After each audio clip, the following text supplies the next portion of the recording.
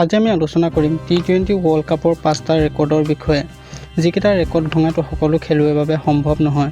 প্ৰথমটো ৰেকৰ্ড আছে অষ্ট্ৰেলিয়াৰ leg spinner bowler Adam Zampa নামত, যিজনে 2021 চনৰ বাংলাদেশৰ বিপক্ষে মাত্ৰ 19 ৰান দি 5টা উইকেট দখল কৰিছিল আৰু টি20 ৱৰ্ল্ড কাপৰ ইতিহাসত কোনো এখন মেচত 5টা উইকেট দখল কৰা এডম জাম্পা একমাত্ৰ খেলুৱৈ।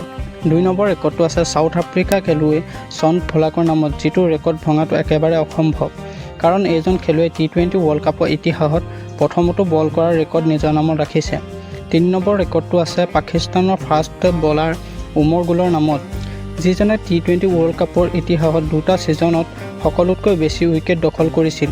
উমৰ গুলে 2007 আৰু 2009 বৰ্ষৰ ৱৰ্ল্ড কাপৰ 2টা ছিজনতে 13টা উইকেট দখল কৰিছিল।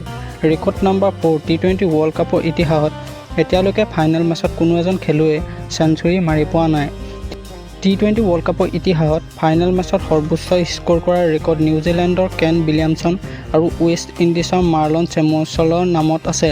কেন উইলিয়ামছনে 2021 বৰ্ষৰ ফাইনেল মেচত 85 ৰান মাৰিছিল আৰু মাৰ্লন চেমুৱেলে 2016 বৰ্ষৰ ফাইনেল মেচত 85 ৰান বনাইছিল। ৰেকৰ্ড নম্বৰ 5 টি20 ৱৰ্ল্ড কাপৰ ইতিহাসত 99 ৰানৰ নট আউট থকা ৰেকৰ্ডটো ইংলেণ্ডৰ খেলুৱৈ লিউক ৰাইটৰ নামত আছে। এইজন খেলুৱৈ 2012 চনত আফগানিস্তানৰ বিপক্ষে 99 ৰানৰ এটা সুন্দৰ ইনিংছ খেলিছিল, কেৱল 1 ৰানৰ বাবে চেঞ্চুৰী মাৰিব নোৱাৰিছিল। এইকেইটা আছিল টি20 ৱৰ্ল্ড কাপৰ ইতিহাসৰ কেইটামান ৰেকৰ্ড, যিকেইটা ৰেকৰ্ড ভাঙিব পৰাটো সকলো খেলুৱৈৰ বাবে সম্ভৱ নহয়। আজিৰ ভিডিঅ'টো ইমানেই আছিল। যদিহে ভিডিঅ'টো চাই ভাল পালে তেতিয়াহ'লে এটা লাইক কৰিব, কমেণ্ট কৰিব, শ্বেয়াৰ কৰিব আৰু লগতে চেনেললৈ প্ৰথমবাৰ যদি ছাবস্ক্ৰাইব কৰিবলৈ নাপাহৰিব। ধন্যবাদ।